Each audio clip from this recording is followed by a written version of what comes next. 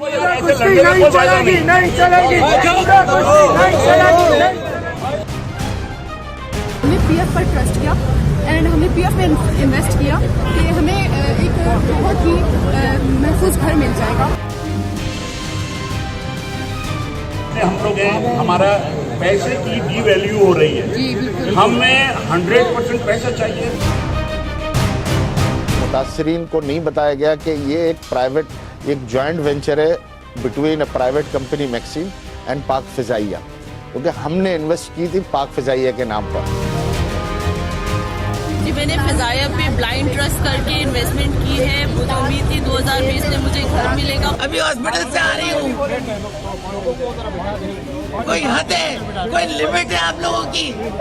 Air force को बदनाम कर दिया, फोर्सेस बेकार हो गई।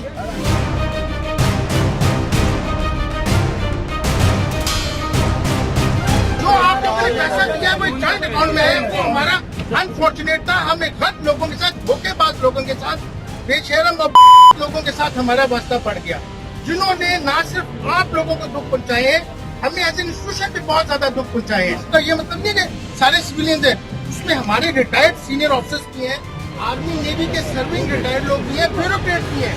मुझे एम्बेसडर तो रशिया का भी फोन है।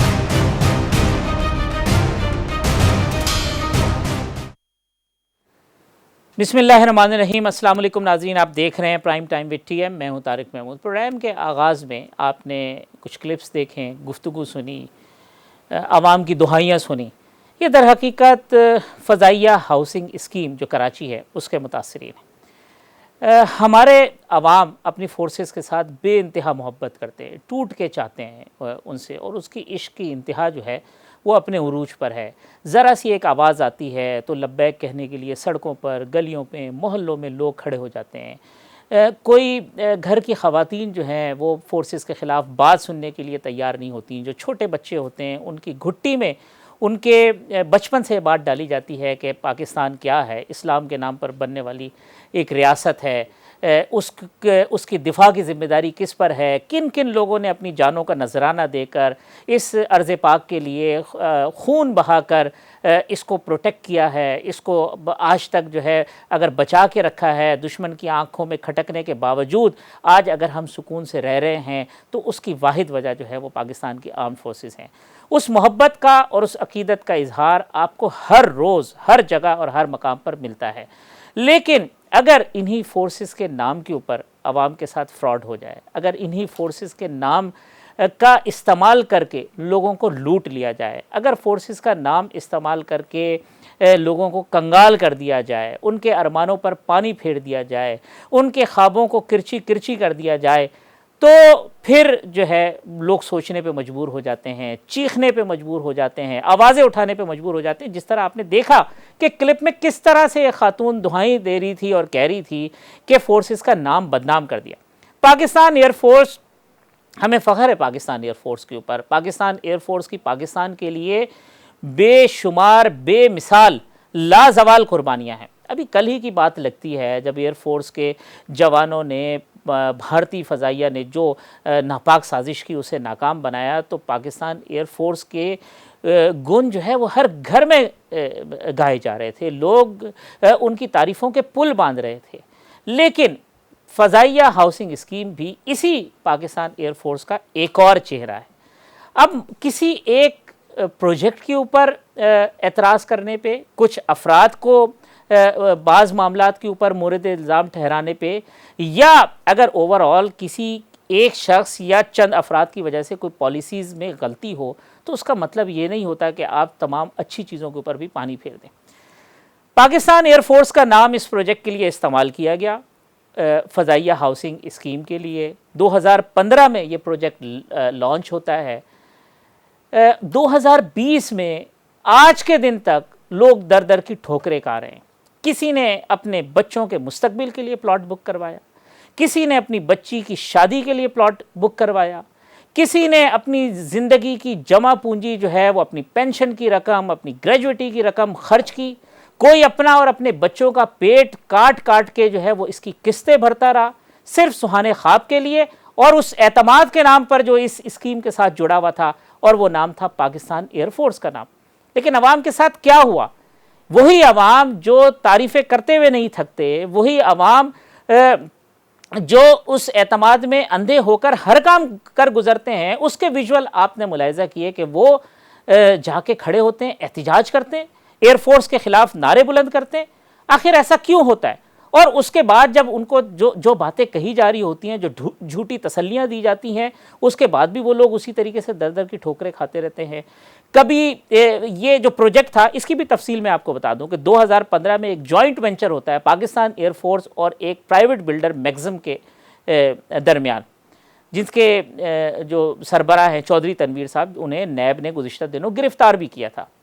होता क्या है? होता यह है कि इससे पहले पाकिस्तान एयरफोर्स ये ज़मीन हासिल करती है। अब पाकिस्तान एयरफोर्स को क्या ये अथॉरिटी है कि वो इस किस्म की हाउसिंग प्रोजेक्ट के लिए वो ज़मीन एक्वायर करे? क्या एक्विजिशन की परमिशन है? फिर पाकिस्तान एयरफोर्स का नाम इस्तेमाल होता है इसके लिए, क्या उसकी किसी जगह से वजारत दिफा से अपने इंटरनल सेटअप से उसकी परमिशन ली गई थी? फिर इस प्राइवेट बिल्डर को कौन मुंतखब करता है, कौन चुनता है इस प्राइवेट बिल्डर के साथ ज्वाइंट वेंचर करने के लिए? ये टर्म्स एंड कंडीशन तय होते हैं, क्या क्या किसी निचली सतह के बाज़ अफसरान ने ये तय कर लिए ये, या इसके अंदर जो है वो एक पूरा नेटवर्क इन्वॉल्व होता है? उसके बाद क्या होता है? उसके बाद जब मैक्सिम के साहब गिरफ्तार होते हैं, एहतिजाज होता है, सोशल मीडिया के अंदर चीज़ें होती हैं, तो नैब इन्वेस्टिगेशन करता है इस मैटर की, और उस इन्वेस्टिगेशन के अंदर बहुत सारे हैरत अंगेज़ और दिल दहला देने वाले इंकशाफात होते हैं। ये बातें तो, ये सवालात तो बहुत कोई उठा सकता है कि क्या आपने इसकी permission Sindh building control authority से ली या नहीं ली, क्या आपने जो कंसोलिडेशन के लिए गए उसके लिए आपने अपनी चीज़ें पूरी की या नहीं की। लेकिन जो बहुत सारे सवाल उठते हैं, उसमें पहला सवाल ये है कि आप हाउसिंग स्कीम लॉन्च क्यों कर रहे थे? आप हाउसिंग स्कीम लॉन्च कर रहे थे शुहदा की फैमिलीज़ के लिए, हाउसिंग स्कीम लॉन्च कर रहे थे, उसमें लिखते हैं कि जनाब ये हीरोज़ की रिहेबिलिटेशन के लिए। लेकिन होता क्या है कि जो 8000 से ज़ायद यूनिट्स हैं, 8400 हाउसिंग यूनिट्स हैं, उसके अंदर से सिर्फ 30 यूनिट्स ऐसे हैं जो शोधा की फैमिलीज़ को दिए जाते हैं। इस वक्त जो जॉइंट अकाउंट है उसमें 13.5 अरब रुपए मौजूद हैं। ये 13.5 अरब रुपए किसके हैं? ये 13.5 अरब रुपए मेरे आपके हैं, उन अवाम के हैं जिन्होंने इस हाउसिंग स्कीम के अंदर इन्वेस्टमेंट की। किससे परमिशन ली गई? सिंध बिल्डिंग कंट्रोल अथॉरिटी को किस तरह से बाइक पास किया गया? सिंध गवर्नमेंट के जो दीगर इदारे हैं उनसे किस तरीके से चीज़ों में कवायद व ज़वाबित की धज्जियाँ उड़ा दी गई? किस तरह बाकी लोगों को खामोश करा दिया गया? क्यों? क्योंकि स्कीम के साथ नाम जुड़ा हुआ था पाकिस्तान एयरफोर्स। कुछ लोग जो है वो खामोश थे, कुछ लोगों ने आंखें बंद कर रखी थी। ये तो अगर आवाम सड़कों पर नहीं आते तो किसी को पता भी नहीं चलता कि क्या हुआ और क्या नहीं हुआ। इस वक्त मैक्सिम ने केस कर रखे हैं एयरफोर्स के ऊपर, एयरफोर्स ने केस कर रखे हैं मैक्सिम के ऊपर, मुतासिरीन ने केस कर रखे हैं दोनों के ऊपर। नैब चीखें मार रही है, वो कहती है कि जी 13.5 अरब रुपए की हम रिकवरी कर चुके हैं। ये नैब के जो डीजी हैं नजफ मिर्ज़ा साहब और उसके नीचे जो डायरेक्टर हैं हफीज़ सिद्दीकी साहब ने खासा काम किया, इन्वेस्टिगेशन के लोगों ने इसके ऊपर खासा काम किया, चीज़ें निकाली और बहुत सारी चीज़ें सामने आई।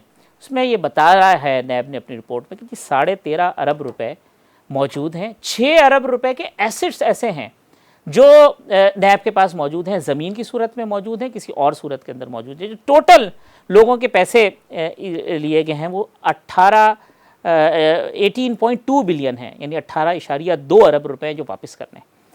कोर्टों के अंदर समीउल्लाह कलीमुल्लाह समीउल्लाह खेला जा रहा है, लेकिन आवाम को जो है वो आज तक रिलीफ मिलने का नहीं है। अगर प्राइवेट बिल्डर 50% का जिम्मेदार है, क्योंकि ये जॉइंट वेंचर था, 50% पाकिस्तान एयरफोर्स, 50% प्राइवेट बिल्डर, अगर 50% प्राइवेट बिल्डर जिम्मेदार है तो 50% पाकिस्तान एयरफोर्स भी जिम्मेदार है।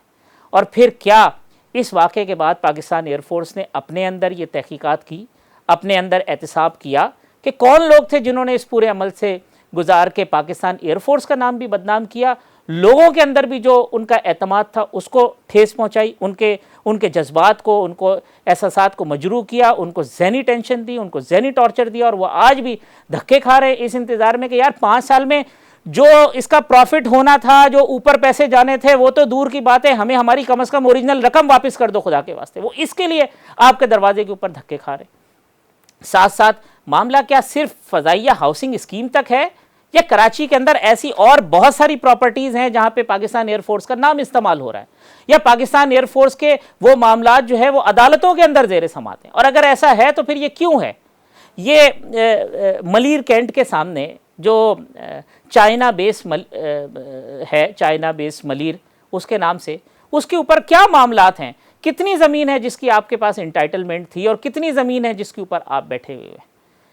एक मोहतात अंदाजे के मुताबिक 510 एकड़ ज़मीन ऐसी है जिसमें एयरफोर्स के ऊपर मुख्तलिफ़ किस्म के एलिगेशंस हैं कि उन ज़मीनों के अंदर एयरफोर्स की कहीं ना कहीं इन्वॉल्वमेंट है, कहीं प्राइवेट पार्टीज़ के साथ झगड़े हैं, कहीं पे सरकार की खामोशी है, कहीं पे कुछ और मामलात हैं।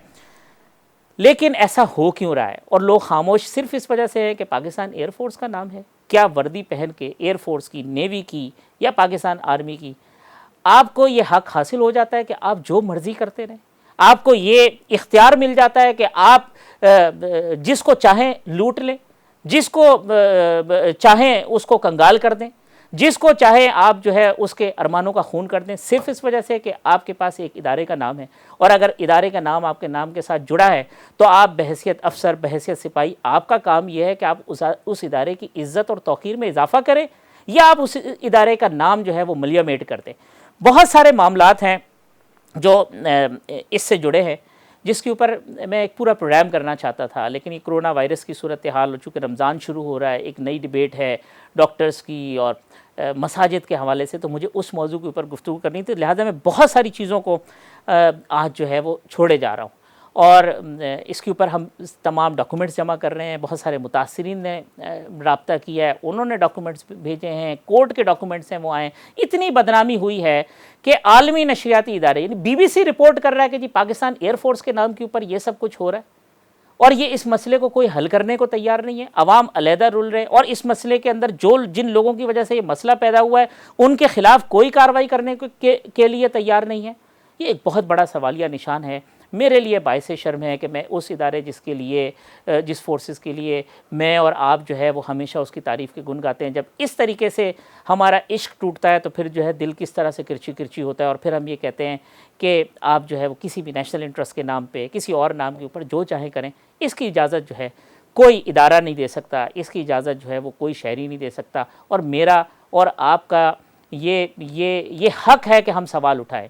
हमारा ये हक़ है कि अगर हमारे साथ ज़्यादती हो तो हम सिर्फ इस वजह से खामोश ना हो जाए कि कोई ताकतवर हमारे साथ ज़्यादती कर रहा है, और वो कोई ताकतवर अगर कोई सिविलियन है तो हम बहुत शोर मचाएं, और अगर उस ताकतवर के पास कोई भी वर्दी है, मैं फोर्सेस की वर्दी के अलावा भी इसके, चाहे वो पुलिस की वर्दी है, चाहे वो रेंजर्स की वर्दी है, तो हम इस वजह से खामोश हो जाए कि नहीं, इसके ऊपर बात करना जो है ना हमारे पर जलते हैं। तो कहीं ना कहीं तो आवाज़ उठानी होगी, कहीं ना कहीं तो अपने हक़ के लिए बात करना होगा। इसके ऊपर इंशाल्लाह प्रोग्राम करेंगे। एक वक्फ़ा ले लेता हूँ, वक्फ़े के बाद आएंगे तो मेरे साथ मेरे मेहमान मौजूद होंगे जिनसे हम कोरोना की सूरत हाल के ऊपर गुफ्तगू करेंगे।